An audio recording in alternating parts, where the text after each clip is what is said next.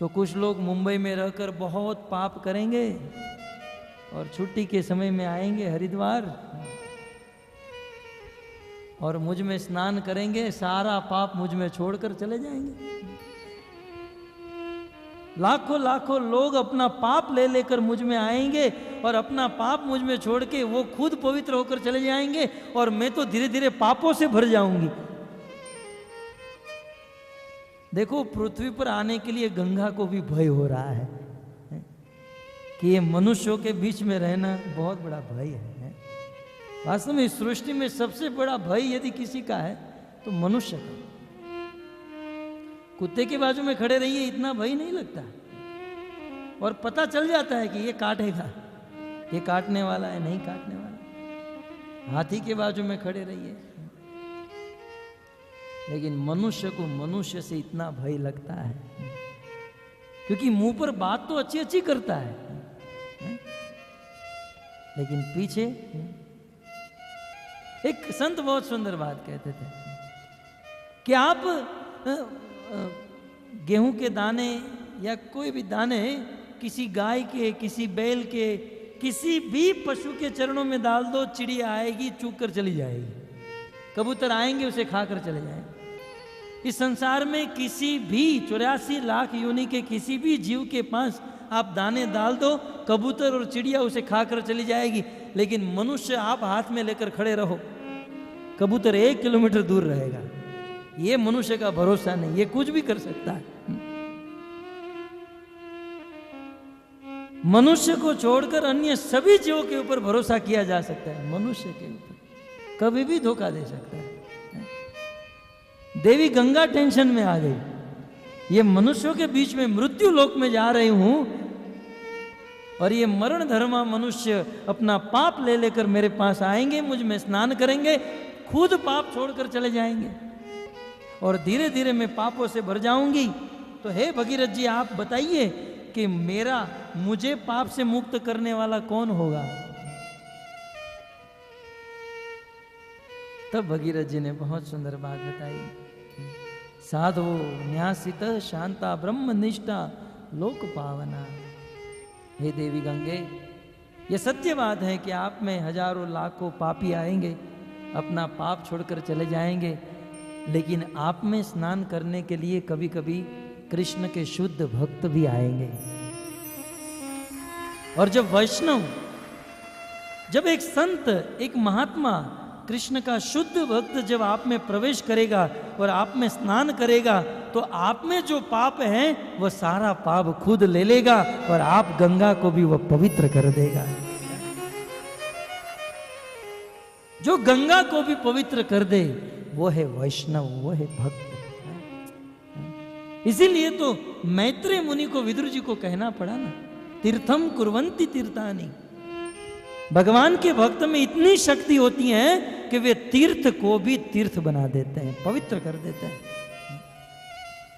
नरोत्तम दास ठाकुर ने बहुत सुंदर कहा है, पवित्र होने के लिए, यदि हमें पवित्र होना है तो हमारे घर से निकलना होगा, समय निकालना होगा, और वो भी देहरादून पकड़ना हो। एक ही ट्रेन घूम फिर कर, एक तो ट्रेन है, एसी डिब्बा भी अब 1-2 लगाया है। बुद्धिमान लोग गोल्डन टेम्पल से भी आ गए। तो घर से निकलना होगा, समय लेकर ट्रेन में बैठना होगा, वह गर्मी वह घाम खाकर 2-2 दिन तक ट्रेन में बैठकर फिर हरिद्वार में आना होगा। फिर जब गंगा में अब पूर्ण श्रद्धा से स्नान करोगे तब जाकर वह गंगा आपको पवित्र कर पाएगी। लेकिन धन्य है वह भक्त कि गंगा में स्नान करने के बाद पवित्रता आती है, लेकिन भक्त का, जहां आप रहते हो अपने स्थान पर भक्त का दर्शन कर लो, हृदय में पवित्रता प्रकट हो जाती है। गंगार परश हैल पश्चात पावन, गंगार पर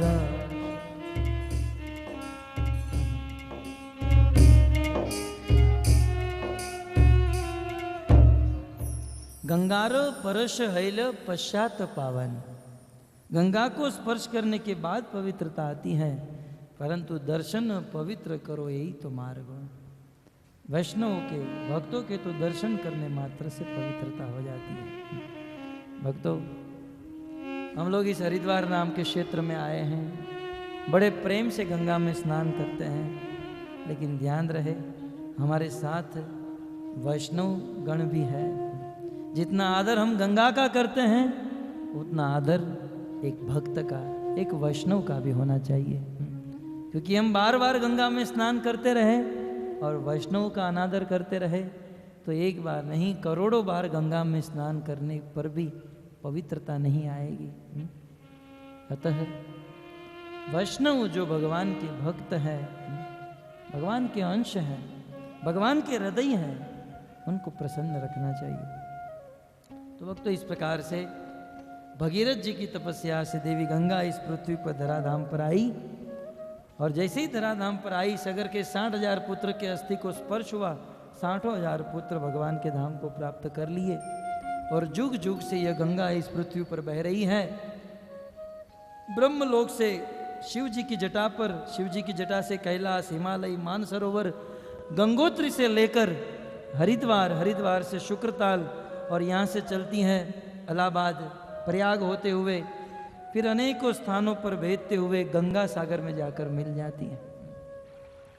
और ये तीनों लोकों को पवित्र करने वाली गंगा, और जिस गंगा में बहुत बड़ी शक्ति, क्योंकि गंगा का जल भगवान के चरणों से स्पर्श होकर निकला है। भक्तों, गंगा की असीम अपरिसीम महिमा है। आप इतना ही समझिए, गंगा में स्नान करने की बात तो दूर रही, गंगा से कई किलोमीटर दूर बैठे हो और गंगा नदी से स्पर्श होकर हवा, गंगा नदी को स्पर्श करने वाली वायु यदि आपको स्पर्श हो जाए तब भी हृदय में पवित्रता आ जाती है। एक संत बहुत सुंदर कथा सुनाते हैं कि गंगा नदी में एक बार एक सर्प भूमि पर विचरण कर रहा था। एक बाज, एक गरुड़ आकाश से आया और वह गरुड़ जी भगवान के वाहन थे। वह गरुड़ जी उस सांप को खाने के लिए पृथ्वी पर आए और सांप को अपने मुंह में ले लिए। भले भगवान के वाहन है गरुड़ जी, परंतु सांप को तो खाते ही हैं।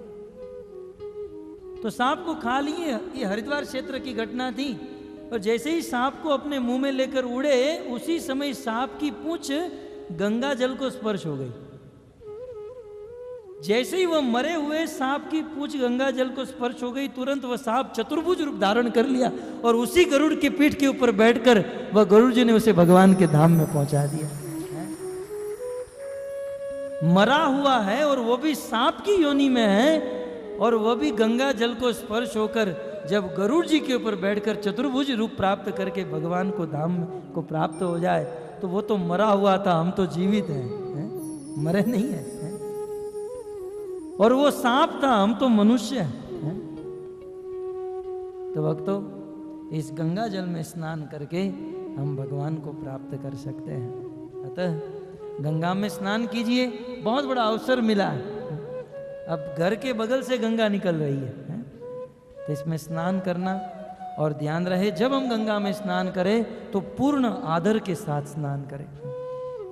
कुछ लोग तो गंगा में गिरते हैं जैसे स्विमिंग पूल में गिरते हैं। ये कोई साधारण जल नहीं, ये माँ की गोद है। और जैसे एक बालक माँ की गोद में प्रवेश करता है, वैसे हम भक्तों को गंगा की गोद में प्रवेश करना चाहिए पूर्ण आदर के साथ।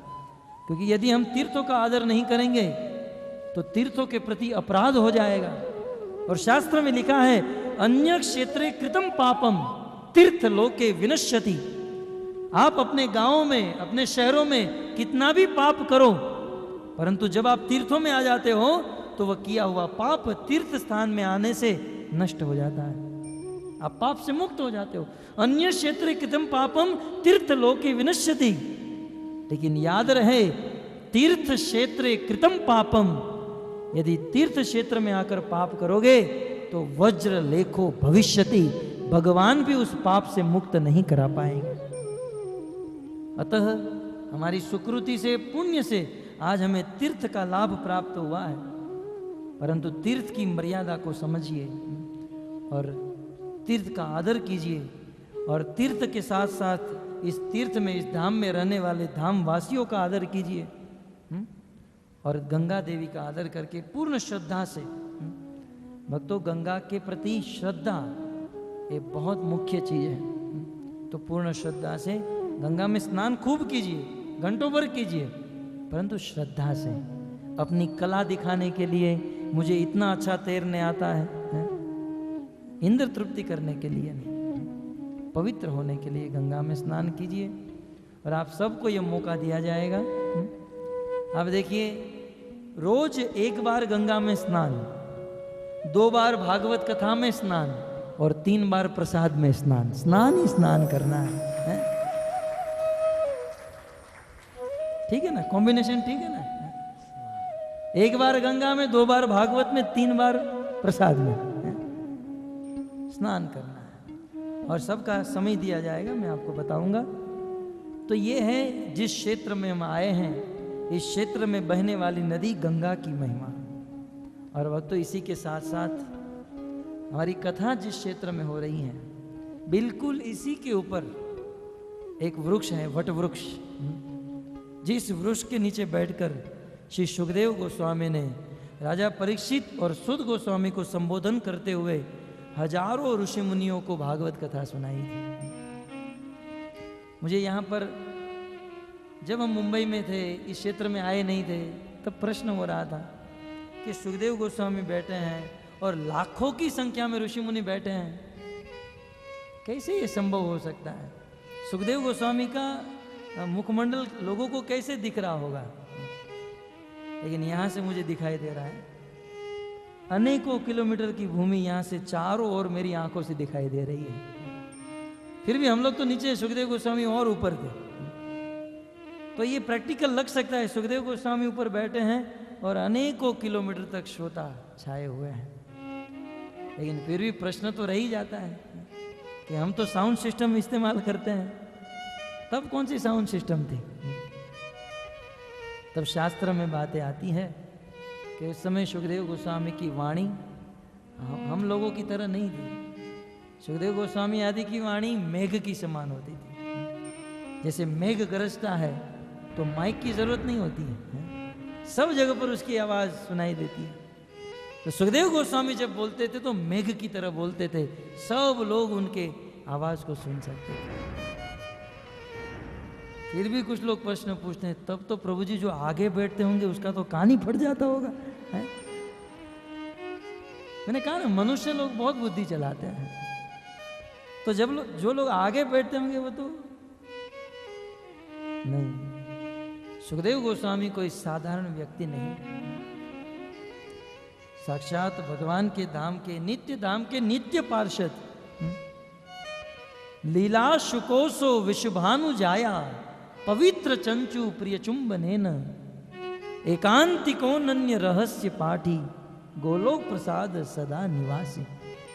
सदा गोलोक धाम में निवास करने वाले हैं। और राधा रानी के प्रिय शुक, राधा रानी जिसको चुंबन करके अपना मैसेज कृष्ण को भेजती थी, आध्यात्मिक जगत का वह शुक, वह तोता सुखदेव गोस्वामी के रूप में इस भूमंडल पर अवतार धारण किया। प्रश्न हो सकता है कि भगवान के धाम के उस तोते को यहां आने की क्या आवश्यकता हुई? श्रीमती राधा रानी कृष्ण को कुछ भी मैसेज भेजना होता तो अपने तोते को भेजती थी, जाओ कृष्ण को बता दो। कृष्ण अपना मैसेज राधा रानी को उस तोते के माध्यम से भेजा करते थे। तो भगवान ने सोचा कि मेरे और राधा के बीच में जो गूढ़ भाव है, मेरी और राधा रानी के बीच में जो गूढ़ संबंध है, ये तोते से ज्यादा और कोई नहीं जानता है।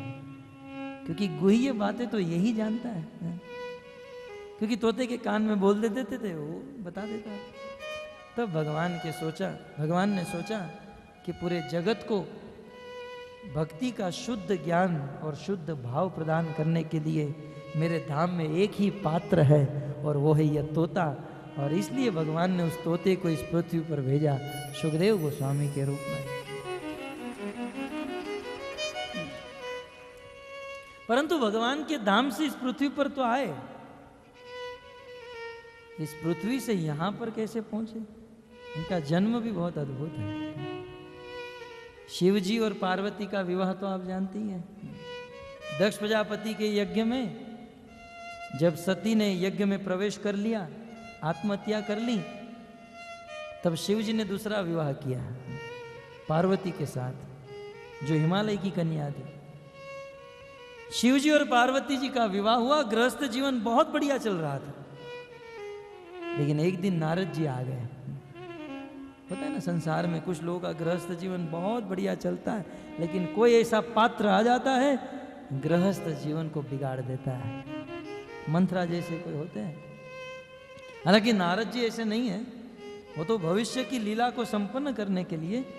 लेकिन एक दिन की बात, शिव जी ऑफिस में तो नहीं जाते थे, भजन कीर्तन करने के लिए कहीं गए थे, और देवी पार्वती अकेली घर पर थी। नारद जी उस समय घर पर पधारे, नारायण नारायण करके।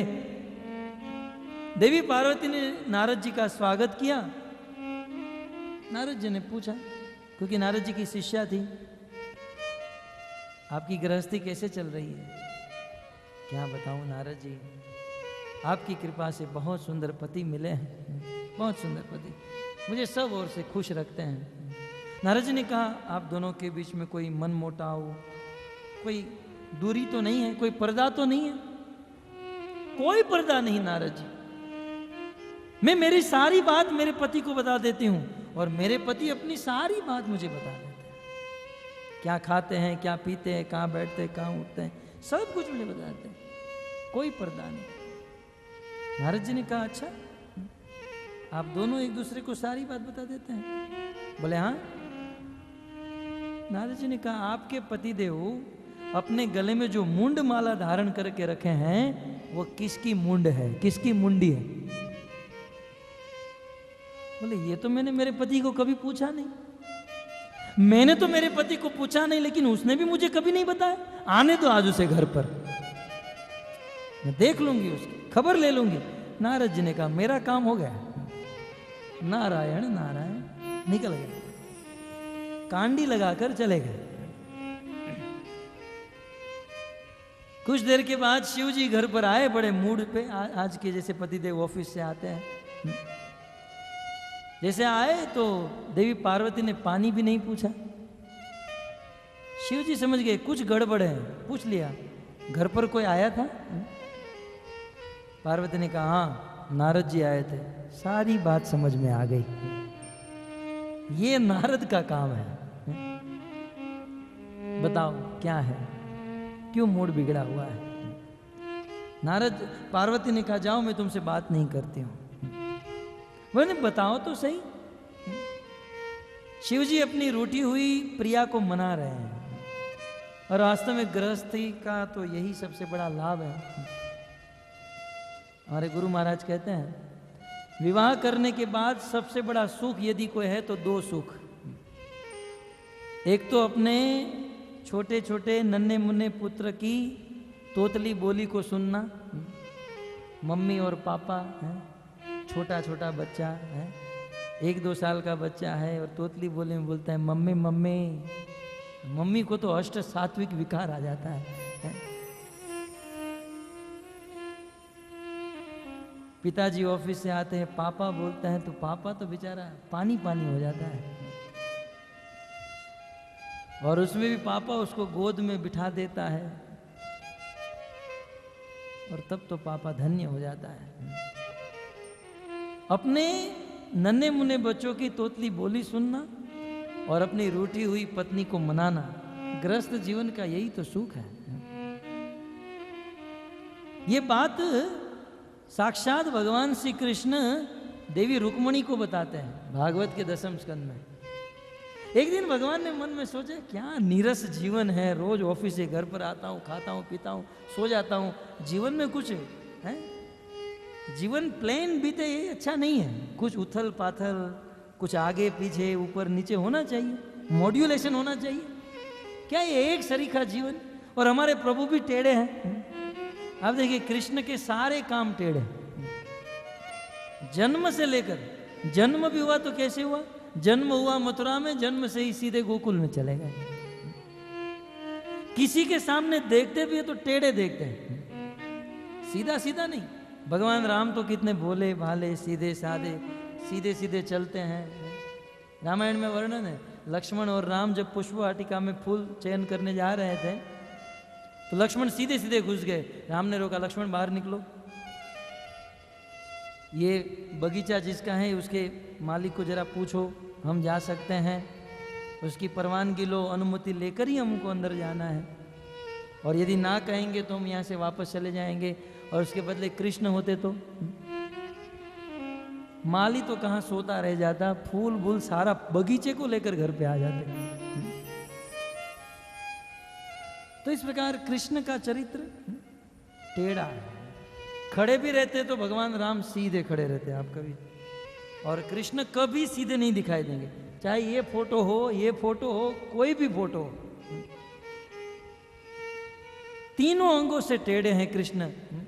इसलिए तो वृंदावन में उनका नाम ही रख दिया बांके बिहारी। ये बांके हैं, इसका सब कुछ बांका है, इनकी वाणी भी बांकी है।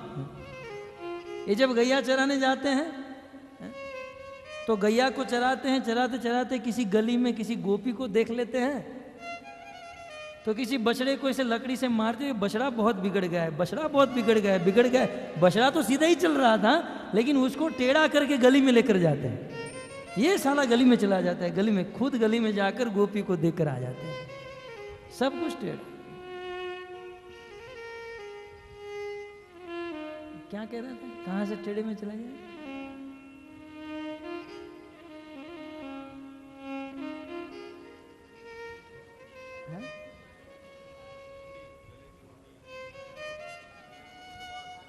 नीरस जीवन। अच्छा, नीरस जीवन, ओके। भगवान श्री कृष्ण ने सोचा 16,108 पत्नी है, लेकिन फिर भी ये सारी पत्नी मेरी सेवा करती हैं, कोई 19-20 उथल पाथल, बिल्कुल प्लेन जीवन, आनंद नहीं, कुछ होना चाहिए। एक दिन भगवान ने सोचा, सुधर्म सभा से, सुधर्म सभा भगवान की ऑफिस थी, सुधर्म सभा समाप्त करके घर पर आए। भागवत में एक अध्याय में सुखदेव गोस्वामी ये कथा सुनाते हैं। कृष्ण आए, रुक्मणी बैठी थी और रुक्मणी को कहा कि रुक्मणी सत्य बात बताऊं? बोले क्या? बोले तुमको मेरे से विवाह नहीं करना चाहिए था, और मेरी भी कोई इच्छा नहीं थी। ये तो तुम मरने वाली थी और लेटर में लिखा था आत्महत्या कर लूंगी, तो मैंने तो मात्र तुमको आत्महत्या से मुक्त कराने के लिए छुड़ाया, तो तुम मेरे गले ही पड़ गई। और रुक्मणी सत्य बात बताऊं तो मैं तो चोरी करने वाला आदमी, न तो मेरा संसार में कोई अच्छा नाम है, न कोई काम है, न कोई धंधा है, न बिजनेस है, न मैं राजा हूं, कुछ नहीं, एक ग्वाला हूं, न तो कुछ पढ़ा लिखा हूं, न तो मेरे रूप का कोई ठिकाना। तुम इतनी सुंदर गोरी और मैं काला कलूटा, तुम्हारा इतना सुंदर उज्जवल चरित्र और मैं चोरी करने वाला आदमी, ये तुम्हारी और हमारी जोड़ी जम नहीं रही। और मैं तो कहता हूं तुम तुम्हारे पिता के पास वापस चली जाओ, क्योंकि तुम इधर मेरे साथ रहोगी तो दुखी होकर रहोगी। कृष्ण इतना बोल रहे थे, तब तक तो रुक्मणी को मूर्छा आ गई और रुक्मणी उसी समय गिर गई प्रणाम कर। भगवान श्री कृष्ण ने जल मंगवाया, जल छिड़का, बहुत बहुत प्रयास करने के बाद रुक्मणी खड़ी हुई और कृष्ण ने रुक्मणी को कहा, रुक्मणी मैं तो तुम्हारे साथ मजाक कर रहा था, किसी के गृहस्थ जीवन में यही तो आनंद है, पुत्र की तोतली बोली सुनना और अपनी रूठी हुई पत्नी को मनाना। कृष्ण ने कहा कि मैं तो चाहता था कि तुम रूठ जाओ और मैं तुमको मनाऊं, लेकिन रूठने का नाम नहीं, तुम तो मूर्छित होकर ही गिर गई, तुम तो रूठती ही नहीं हो। मैं चाहता हूं तुम रूठो और मैं मनाऊं। इस संसार में होता है, किसी को रूठना नहीं आता है तो किसी को मनाना नहीं आता है। कुछ गृहस्थों में किसी स्त्री को रूठना नहीं आता है, और कुछ गृहस्थों में स्त्री को बहुत रूठना आता है तो इसको मनाना नहीं आता है। तुझे काम करना है तो कर, नहीं तो चली जा। ये तो बैलेंस होना चाहिए गृहस्थियों में भी, शिव जी आज रूठी हुई पत्नी को मना रहे हैं। देखिए, सीखिए शिव जी से। देवी क्या बताऊं, तुम्हें जो मन में लगता है, लेकिन मैं तो सत्य कहता हूं, इस संसार में भगवान के बाद यदि किसी से प्रेम करता हूं तो मैं, कितना अच्छा लगता है ये बात है? हमारे गुरु महाराज इस प्रसंग में कहते हैं कि देखो, एक गृहस्थी को चाहिए, एक पति को कम से कम एक दिन में 12 बार अपनी पत्नी को आई लव यू कहे। 12 बार, कभी फोन करके कहे, कभी ऑफिस से फोन करे, कभी ट्रेन से करे, कभी सामने मिलकर फेस टू फेस कहे, तब गृहस्थी ठीक से चलेगी। नहीं तो गृहस्थी में बहुत उत्पात होता रहेगा। कुछ लोग कहते हैं प्रभु जी हमको आता नहीं है ये सब करना, तो विवाह क्यों किया? विवाह करने के पहले ये सब प्रैक्टिस कर लेनी चाहिए। भागवत में ही ये सब ज्ञान है, सीख लेना चाहिए। हमारा जब विवाह था, हम हमारे गुरु जी के पास गए, हमारा विवाह है, आप आशीर्वाद दीजिए। बोले लाल गोविंद, संसार सागर में पांव रखने जा रहे हो तो पांव रखने के पहले तैरना सीख लेना चाहिए। यही है तैरना सीखना, यही है, और कुछ नहीं है, सीख लेना चाहिए। शिव जी कह रहे हैं मैं तुमसे बहुत प्रेम करता हूं। तब देवी पार्वती ने कहा यदि तुम मुझे बहुत प्रेम करते हो तो मुझे क्यों नहीं बताया कि ये गले में मुंडी किसकी है? शिव जी ने कहा इसके कारण तुम नाराज हो। अरे देवी तुम जानती नहीं हो मैं तुमसे इतना प्रेम करता हूं, इतना प्रेम करता हूं, जब जब तुम्हारी मृत्यु हो जाती है तो मृत्यु हो जाने के बाद मैं तुम्हारे शरीर से भी इतना प्रेम करता हूं कि मरने के बाद तुम्हारी जो मुंडी है मैं वो मुंडी में मेरे गले में धारण कर लेता हूं। देवी ये जितनी मुंडी है ना ये तुम्हारी मुंडी है, गिन लो, तुम्हारे इतने जन्म होकर तुम मर चुकी हो और इतनी इतनी बार मैंने तुम्हारी मुंडी को गले में धारण करके रखा है। पार्वती खुश हो गई, लेकिन आखिर शिव जी की पत्नी थी ना, बुद्धिमान थी। बोले पतिदेव 1 2 3 4 5 6 7 8 9 10 गिन लिया। बोले मैं इतनी बार मर चुकी और तुम एक के एक ही बने रहे, इसका कारण क्या है? मुझे इतनी बार मरना पड़ा और तुम्हें एक भी बार मरना नहीं पड़ा। शिव जी ने कहा हाँ, इसका कारण है मैं अमर कथा जानता हूं, और जो अमर कथा जान लेता है वो सदा सदा के लिए अमर हो जाता है। अब देवी पार्वती का मूड चेंज हो गया है। रुको रुको मैं आपके लिए पानी लाती हूँ, भोजन लाती हूँ। सारा भोजन कराया, पानी पिलाया। फिर पतिदेव जब बिस्तर पर बैठे तब चरण दबाते हुए कहती हैं आप मुझे प्रेम नहीं करते? बोले मैं आपसे बहुत प्रेम करता हूँ। बोले तो पतिदेव आप चाहते नहीं हो कि मैं भी आपकी तरह अमर हो जाऊं? बोले चाहता तो मैं भी यही हूं, तो मुझे अमर कथा सुना दो ना। शिव जी ने कहा देखो ये अमर कथा सुनने के लिए योग्य पात्र चाहिए, योग्य काल, योग्य स्थान चाहिए। न तो योग्य तुम पात्र हो न स्थान है। समय आने पर सुना दूंगा, 1 दिन 2 दिन। अब तो पार्वती रोज याद कराती थी, अब वो अमर कथा का क्या हुआ है? एक बार पतिदेव कह देते हैं कि मैं तुम्हें ये लेकर दूंगा, फिर रोज मेरे लिए नहीं लाए, मेरे लिए नहीं लाए। उसी प्रकार देवी पार्वती वो अमर कथा का।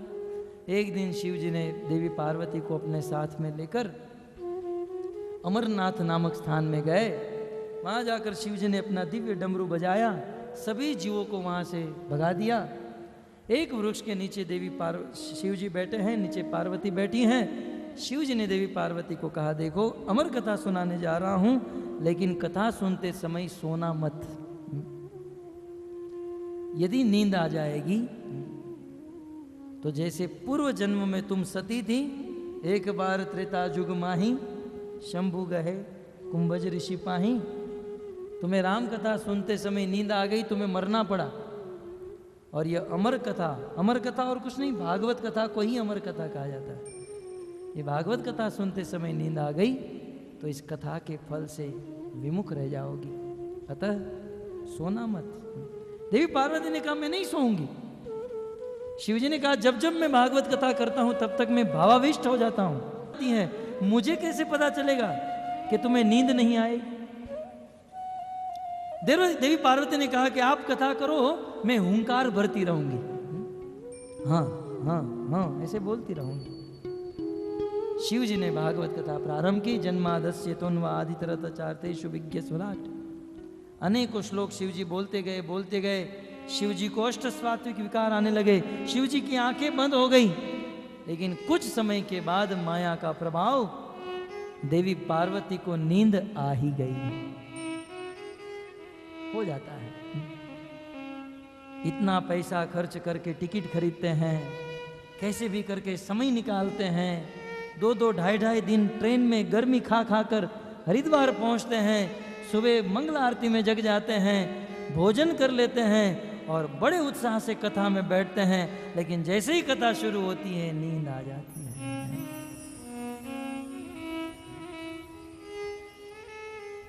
परंतु जैसे ही नींद आ जाए वसंत का भजन याद कर लेना चाहिए। उठ जाग मुसाफिर बोर भई, अब रैन कहाँ तू सोवत है। उठ जाग मुसाफिर भोर भई, अब रैन ये केवल गाना नहीं है, उतारना है। सोवत है। नहीं तो कुछ लोग केवल गाते ही हैं, जीवन में नहीं उतारते। अपना गुजराती में भजन नहीं, हरि तारा छे हजार नाम, कया गाम लखवी कंकोतरी है। बस ये केवल गाते ही है, कया गाम में कभी लिखी नहीं है।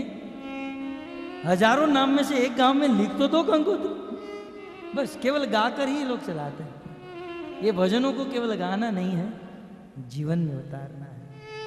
उठ जाग मुसाफिर भोर भई, अब रैन कहाँ तू सोवत है। उठ जाग मुसाफिर भोर भई, अब रैन कहाँ तू सोवत है। जो सोवत है वो खोवत है। जो सोवत है वो खोवत है। जो सोवत है वो खोवत है। जो सोवत है वो खोवत है। जो जागत है वो पावत है। जो जागत है वो जय हो। आइए। पावत है। जो जागत है वो पावत है। जो जागत है वो पावत है। टूक नींद से अखियां खोल जरा। टूक नींद से अखियाँ खोल जरा। ये उन भक्तों के लिए जा रहा है जो आज मंगला आरती में नहीं थे।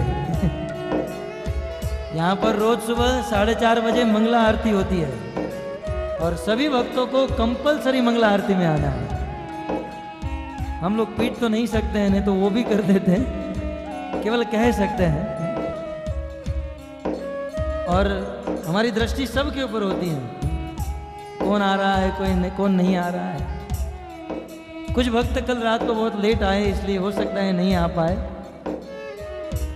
लेकिन कुछ लोग ऐसे भी थे जो देहरादून से आ गए थे फिर भी सो रहे थे। ये वाक्य उन लोगों के लिए जा रहा है। टूक नींद से अखियां खोल जरा। नींद से अखियाँ खोल जरा।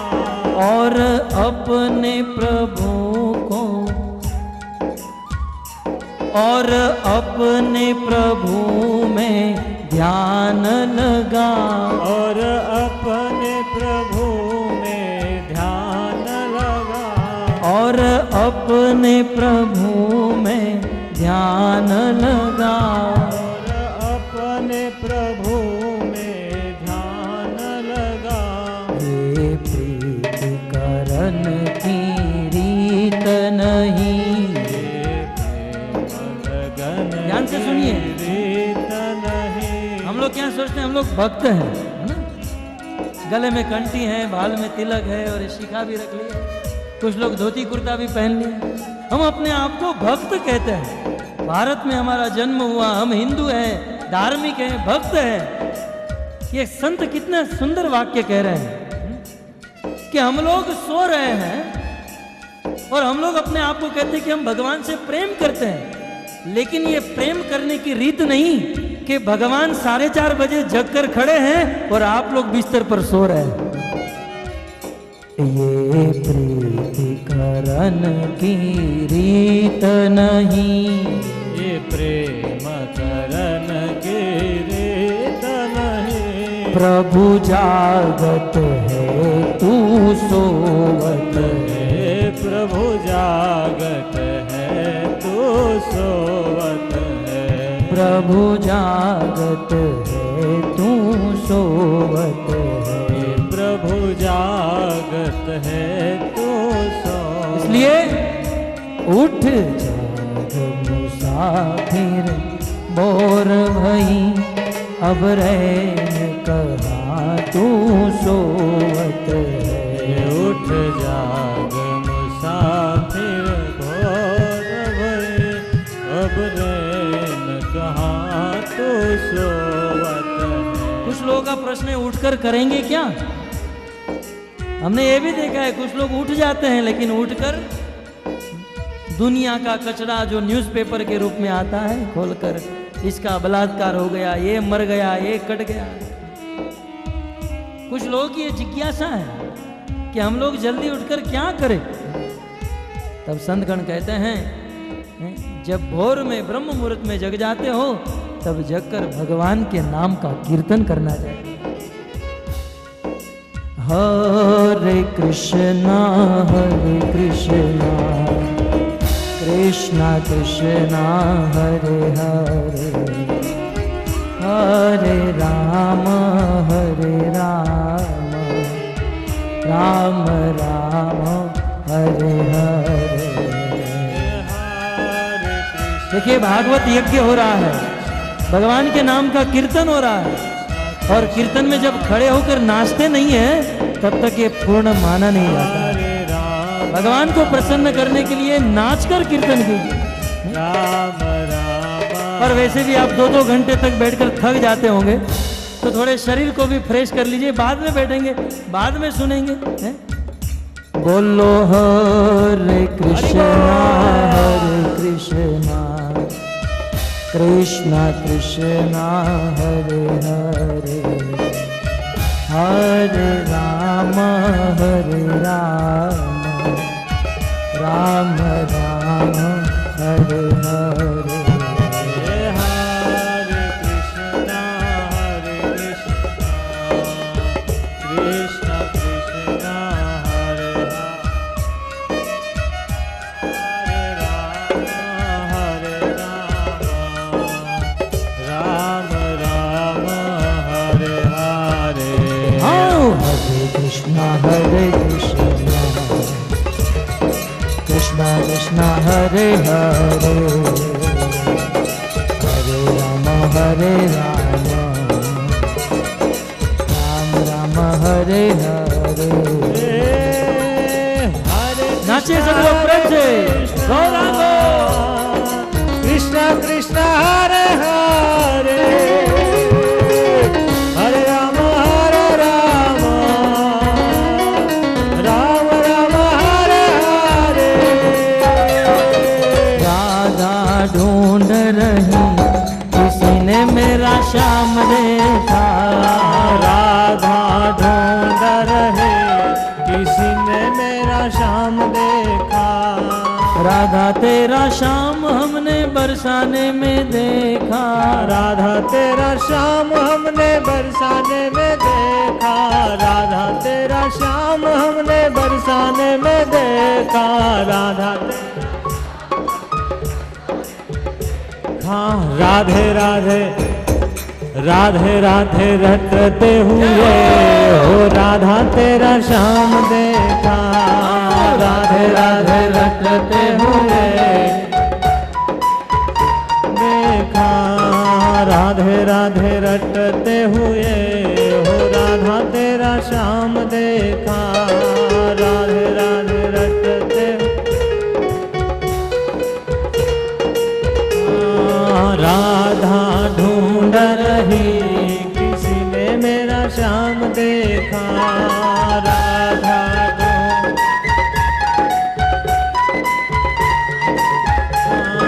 राधा ढूंढ रही किसी ने मेरा श्याम देखा राधा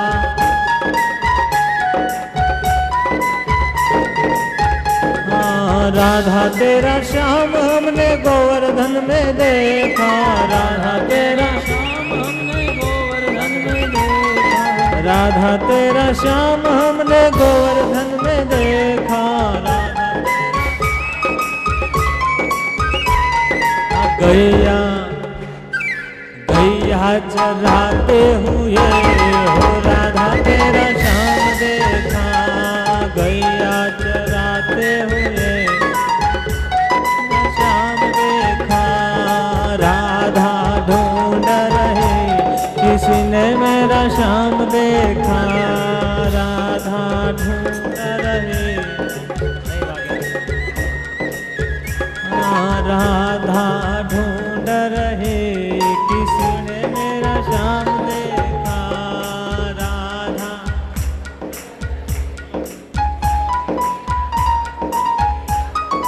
राधा ढूंढ रहे किसी ने मेरा श्याम देखा सूरत वदम गद भगत मोर बदार गिरा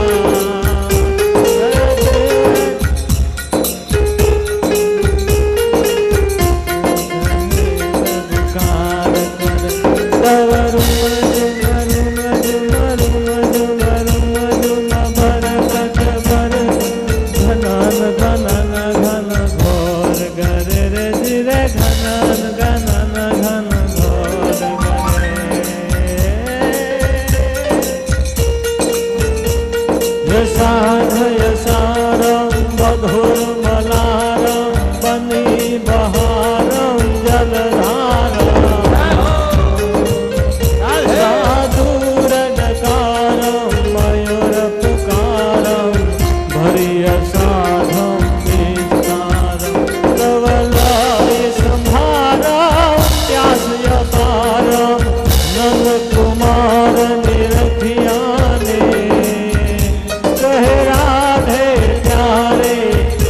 बलिहारे गोकुड़यावो गिरधारी रे जिरे गोकुड़यावो गिरधारी रे जिरे गोकुड़यावो गिरधारी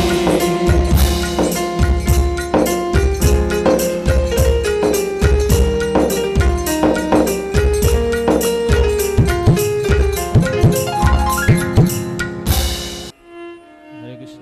तो इस प्रकार ये पहला दिन है और प्रथम सत्र है। आपको एक राज की बात बता देता हूँ, एकदम राज की बात है, किसी को बाहर जाकर कहना मत, पक्का? इतने दूर से आए हैं इसलिए कह देता हूँ। जब भगवान श्री रामचंद्र ने कुंभकर्ण का वध किया, कुंभकर्ण जानते हैं ना? आज तो घर घर में कुंभकर्ण भरे हुए हैं, परंतु वो कुंभकर्ण जो रावण का भाई था 6 महीने सोता था और 6 महीने के बाद भी जगता था, तो उसको ढोल नगाड़े पखावत शहनाई तुरहुई ये सब कुछ उसे कान में जाकर बजाते थे, तब जाकर। जैसे आज के लोग सुबह जल्दी जगने के लिए 2-3 अलार्म रख देते हैं, एक यहाँ से बजता है, एक यहाँ से बजता है, एक यहाँ से, पर आश्चर्य तो तब लगता है जब सुबह उठकर कहते हैं मुझे तो कुछ सुना ही नहीं दिया, कि अलार्म बिगड़ गया लगता है। वो नहीं बिगड़ा, तेरा माथा बिगड़ गया है। कभी ऐसी भ्रांति होती है कि अलार्म बज ही नहीं रहा है। भक्तों, जब भगवान श्री रामचंद्र ने कुंभकर्ण की पत्नी का वध किया, कुंभकर्ण का वध किया, तब उसकी पत्नी जो थी उसको बहुत क्रोध आया। कुंभकर्ण की पत्नी जानते हैं कौन? निद्रा देवी, जिसके साथ हमने शादी कर ली है और जो कथा के समय ही हमारे पास आती है। तो निद्रा देवी को क्रोध आया और निद्रा देवी ने भगवान राम को कहा, नहीं छोड़ूंगी, मैं आपको तो मार ही नहीं सकती हूं, लेकिन आपके भक्तों को नहीं छोड़ूंगी। प्रभु सच सच बताओ, आपके धाम में जाने के लिए आपके भक्त क्या करते हैं? क्या करने से आपके भक्त आपके धाम में जाते हैं? भगवान राम ने कहा, मेरी कथा सुनते हैं। मद भक्ता यत्र गायन्ति तत्र तिष्ठामि नारद। जहां पर मेरे भक्त मेरी कथा का, मेरे नाम का गुणानुवाद कथा कीर्तन करते हैं, वो लोग मेरे पास आ जाते हैं। बस आज मुझे पता चल गया, अब जहां जहां आपकी कथा होगी और जो लोग आपकी कथा सुनेंगे, उसके मस्तक पे जाकर बैठ जाऊंगी। इसलिए कोई नई बात नहीं, नींद आती है। एक बार तो मैं कथा करके बाहर निकल रहा था, तो भक्तों भी बाहर निकल रहे थे। एक बूढ़ी औरत थी, क्या कथा की आज महाराज जी ने, क्या कथा सुनाई। मैं तो बहुत उत्साह में आ गया कि मैं भी अभी अच्छी कथा करने, क्या कथा सुनाई। मुझे तो 3 दिन से नींद ही नहीं आ रही थी, आज तो इतनी बढ़िया नींद आ गई। तब मुझे तब लगा कि मेरा भी गिर गया।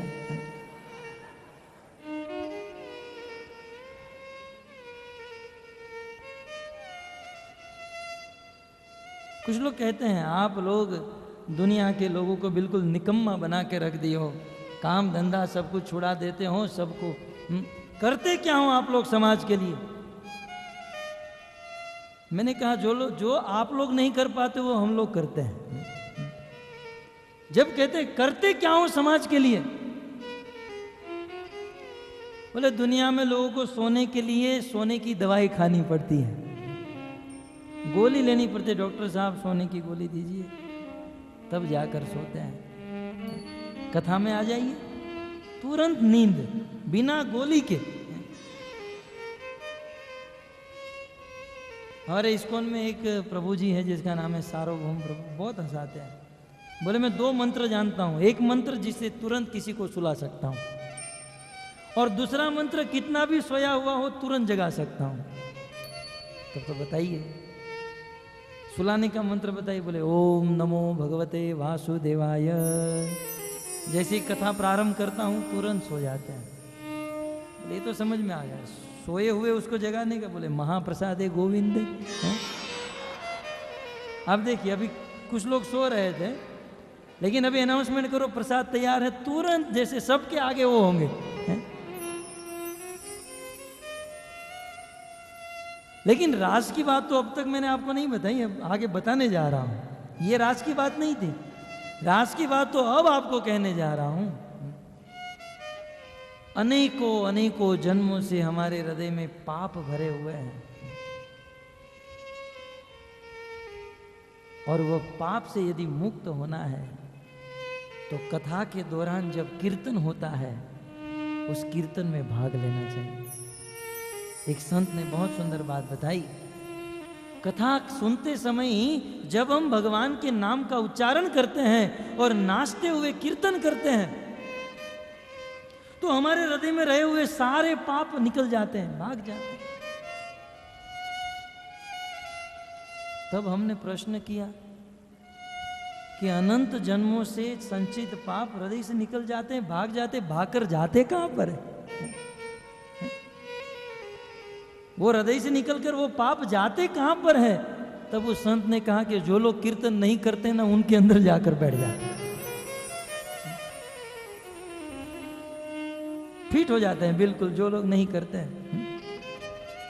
कम से कम दूसरों के पाप हम पर ना आ जाए, इसीलिए तो नाचे। भले कृष्ण प्रेम प्राप्त नहीं हो गया हमको, परंतु कम से कम दूसरों के पाप से तो बच जाए, इसलिए कथा में कीर्तन।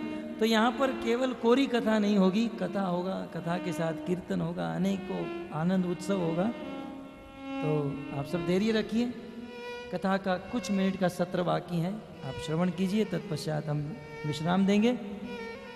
तो देवी पार्वती कथा सुनने बैठी हैं। शिव जी ने कहा देखो सोना मत,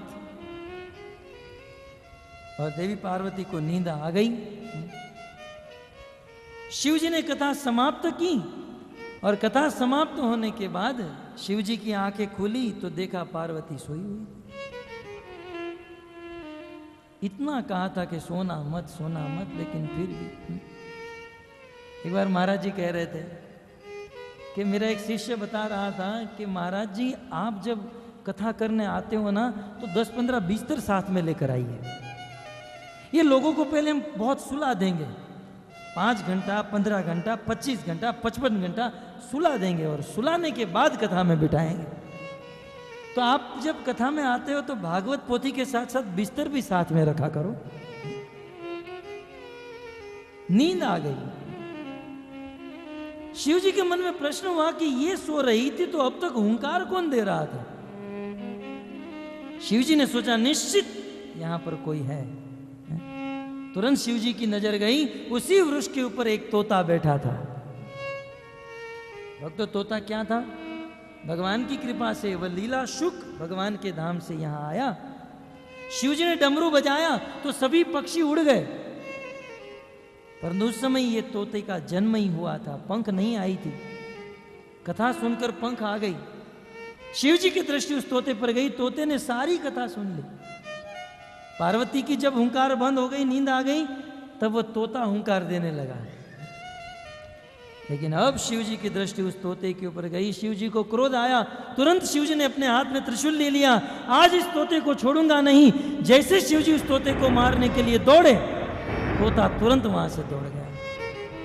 वह तोता आगे आगे, वह शुक आगे आगे भाग रहा है, शिव जी पीछे पीछे। उसी अमरनाथ के बाजू में बद्रीनाथ नामक स्थान, वह तोता वहां पर बद्रीनाथ स्थान में आया, शिव जी उनके पीछे पीछे। उसी समय वेद व्यास जी की पत्नी कृतिका जमाई ले रही थी और उसी समय वह तोता उस कृतिका के मुख से उनके गर्भ में चला गया। शिव जी हाथ में त्रिशूल लेकर खड़े रह गए, लेकिन फिर भी क्रोध नहीं किया, मार डालूंगा। उसी समय वेद व्यास जी आए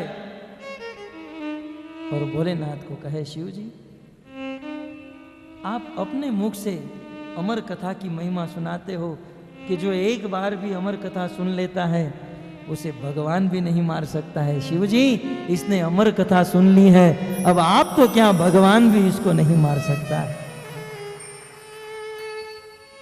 और शिव जी चिंता मत करो, ये देव योग, ये भगवान की इच्छा है। ये सुनकर शिव जी वहां से चले गए। वो बालक धीरे धीरे धीरे बड़ा होता गया। 9 महीना बीत गया, 1 साल, 2 साल, 5 साल, भक्तों 12 साल बीत गया। लेकिन वेद व्यास जी की पत्नी के गर्भ से वह बालक बाहर नहीं आया। वेद व्यास जी पूछने लगे, बेटा बाहर आओ, तुम्हारी माँ को दर्द हो रहा है। वो बालक ने अंदर बैठे बैठे जवाब दिया, पिताजी मैं नहीं आऊंगा। क्यों? क्योंकि मैं अमर कथा, भागवत कथा जान चुका हूं और मुझे पता चल गया है कि संसार की माया कितनी दुरु होती है। मुझे संसार की माया का भय है, कहीं मैं बाहर आ जाऊं और ये माया मुझे पकड़ न ले। भागवत सुनने वाले सुखदेव गोस्वामी संसार की माया से इतने डर रहे हैं कि संसार में आना नहीं चाहते हैं, और एक और हम लोग इसी संसार की माया के बीच में मदमस्त होकर घूम रहे हैं, निर्भय होकर विचरण कर रहे हैं। मैं नहीं आऊंगा। उस समय वेद व्यास जी ने साक्षात भगवान को बुलाया। भगवान ने कहा, सुखदेव ये माया मेरी शक्ति है, मम माया दुरत्या। मैं तुम्हें आशीर्वाद देता हूं, मेरी माया तुम्हें ग्रसित नहीं करेगी, तुम बाहर आओ। जब भगवान ने सर्टिफिकेट दिया, भगवान के द्वारा सुखदेव गोस्वामी सर्टिफाइड हुए, तब जाकर 14 साल या कुछ लोग कहते 16 साल के बाद अपनी माँ के गर्भ से प्रकट हुए। 16 साल के जवान थे, लेकिन जन्म लेते ही सोचा कि यदि मैं घर पर रहूंगा तो घर पर माता पिता में मोह माया ममता हो जाएगी। जन्म से ही वे घर से दौड़ गए, चले गए। वेद व्यास जी पुत्र में आसक्त उनके पीछे पीछे दौड़े, परंतु पकड़ नहीं पाए। सुखदेव गोस्वामी चले गए। तो जाने दीजिए सुखदेव गोस्वामी को। दूसरे सत्र में सुखदेव गोस्वामी अब सीधे महाराज परीक्षित की सभा में आएंगे। तो यहाँ पर मैं इस प्रथम सत्र का विराम करता हूँ और सुखदेव गोस्वामी को वन में छोड़ देते हैं।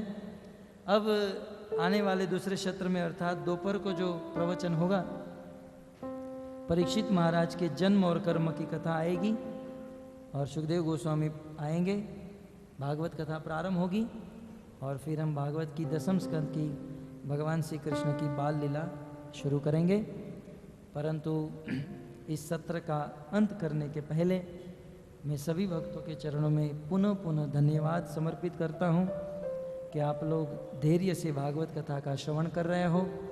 हम आपके इस आने वाले 13 दिन की इस कथा में और यात्रा में आपके शरीर का, आपके आध्यात्मिक प्रभाव का सब ध्यान हम लोग रखेंगे।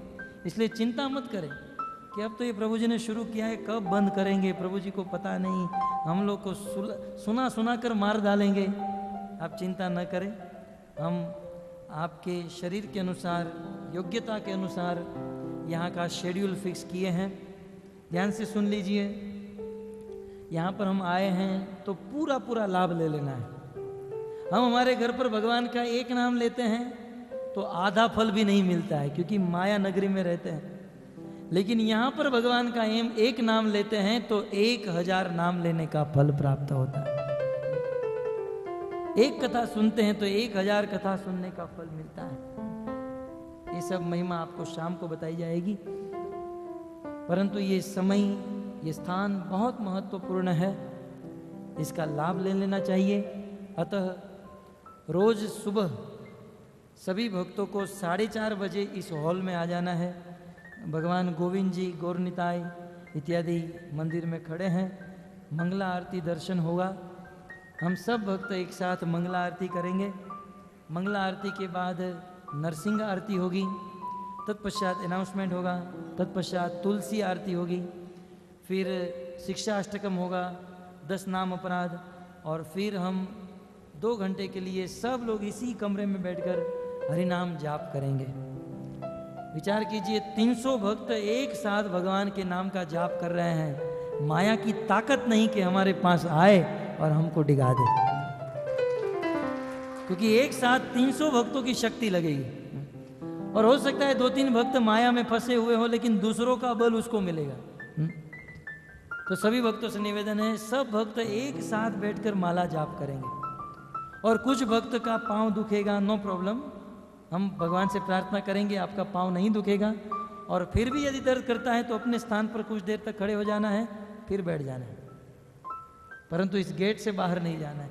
कुछ लोग ओवर स्मार्ट बनते हैं, हम लोग वृक्ष के नीचे बैठकर करेंगे, नहीं, भक्त के साथ आएंगे, आए हैं तो भक्तों के साथ रहेंगे, भक्तों के साथ ही माला जाप करेंगे, भक्तों के साथ ही प्रसाद देंगे। और हम आपके लिए ये समय देंगे वृक्ष के पास जाने का, वहाँ पर परिक्रमा इत्यादि करेंगे। लेकिन कब?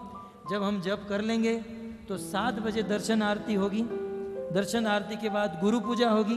गुरु पूजा करने के बाद श्रील प्रभुपाद जी को लेकर हम नगर संकीर्तन के लिए निकलेंगे, सीधे ऊपर चले जाएंगे, वृक्ष की 3 परिक्रमा करेंगे, प्रणाम दर्शन इत्यादि कर लेंगे, और फिर वहीं से प्रभुपाद जी को लेकर नगर संकीर्तन करते हुए सीधे प्रसादम हॉल में पहुंच जाएंगे, जो हमारे जीवन का लक्ष्य है, मेरे जैसे लोगों के जीवन का लक्ष्य है। सीधे 7:45 बजे हम प्रसाद के कक्ष में पहुंच जाएंगे, 7:45।